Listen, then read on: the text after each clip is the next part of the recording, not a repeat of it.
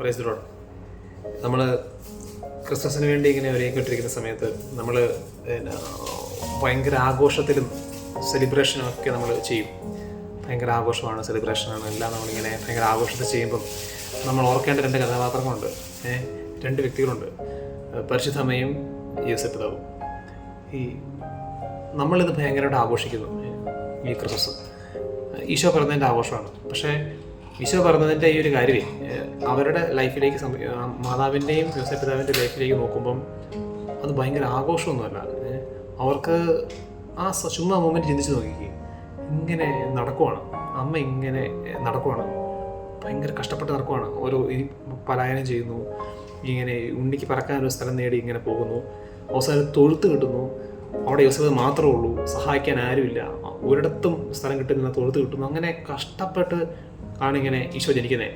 ആ സമയത്ത് യോസേപ്പ് പിതാവ് ഇങ്ങനെ സ്വന്തം ഭാര്യ, വിവാഹത്തിന് മുമ്പ് ഗർഭിണിയായ ഒരു ഭാര്യയുടെ കൂടെ നടക്കുന്നു, അതിൽ കേൾക്കുന്ന അപവാദങ്ങൾ വേറെ, അങ്ങനെ അങ്ങനെ അങ്ങനെ ഒരു കഴുതയെ പോയ യോസേപ്പ് പിതാവും ഈ ഭയങ്കര വിഷമിച്ച് മാതാവും ഇങ്ങനെ നടക്കുമ്പോഴൊക്കെ അവരുടെ ഉള്ളിലൊരു ആഗ്രഹം എന്ന് പറഞ്ഞാൽ, ഉള്ളിലുള്ളൊരു കാര്യം എന്ന് പറഞ്ഞാൽ ഈശോ ജനിക്കും, രക്ഷകൻ ജനിക്കും, രക്ഷകൻ ജനിക്കണം എന്നുള്ളൊരു ചിന്തയിലാണ് അവരിങ്ങനെ നടക്കുന്നതേ.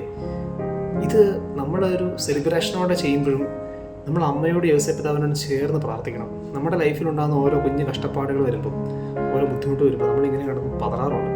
പക്ഷേ ഇവർ പതറാതെ ഇങ്ങനെ ഈശോയ്ക്ക് ജന്മം കൊടുത്തപ്പോൾ ഈ രക്ഷ നമുക്ക് ഓരോരുത്തർക്കും വേണ്ടി, എനിക്ക് വേണ്ടി, ഇത് കേൾക്കുന്ന ഓരോരുത്തർക്കും വേണ്ടിയാണ് അമ്മയും യോസേപ്പ് പിതാവും ഇങ്ങനെ ഓരോ മൊമെൻറ്റും ഇങ്ങനെ ആ വേദനകളെല്ലാം ഏറ്റെടുത്തതേ നമുക്ക് ഓരോരുത്തർക്കും വേണ്ടിയാണ്. അപ്പോൾ ഇന്നത്തെ ദിവസം നമ്മൾ ഈശോയോട് പ്രാർത്ഥിക്കുന്ന സമയത്ത്, പാതിര കുർബാന കാണുന്ന സമയത്ത് അമ്മയും യോസേപ്പ് പിതാവും ഇങ്ങനെ കഷ്ടപ്പെട്ടതും അവരെ ഒന്ന് സ്നേഹിച്ചൊന്ന് പ്രാർത്ഥിക്കണം. അവരെ ഒന്ന് സ്നേഹിച്ച് പ്രാർത്ഥിച്ചിട്ട് വേണം നമ്മൾ കുർബാന കഴിഞ്ഞ് തിരിച്ചു വരാൻ വേണ്ടി, ഈശോയ്ക്ക് ജന്മം കൊടുക്കാൻ വേണ്ടി.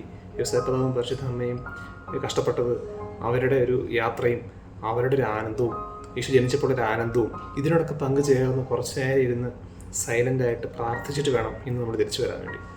ഉറപ്പായിട്ട് അമ്മയുടെ യോസേപ്പ് പിതാവിൻ്റെ വലിയൊരു സാന്നിധ്യം ഇന്നത്തെ ദിവസം ഇവിടെ ഉണ്ടായിരിക്കട്ടെ.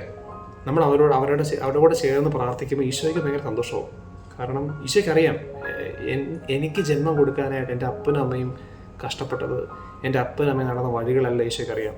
അപ്പം ആ ഒരു വഴിയോട് ചേർന്ന് നിന്ന് നമ്മൾ പ്രാർത്ഥിക്കുമ്പം, അവരെ ഓർത്തൊന്ന് നമ്മൾ പ്രാർത്ഥിക്കുമ്പം ഈശോയുടെ അനുഗ്രഹം ഈശോ പോലും അറിയാതെ നമ്മളിലേക്ക് ഇങ്ങനെ ഒഴുകും. നമുക്ക് നമ്മുടെ പാതിര കുർബാനയെന്ന് വളരെ അനുഗ്രഹപ്രദമാക്കാം. ആമേൻ.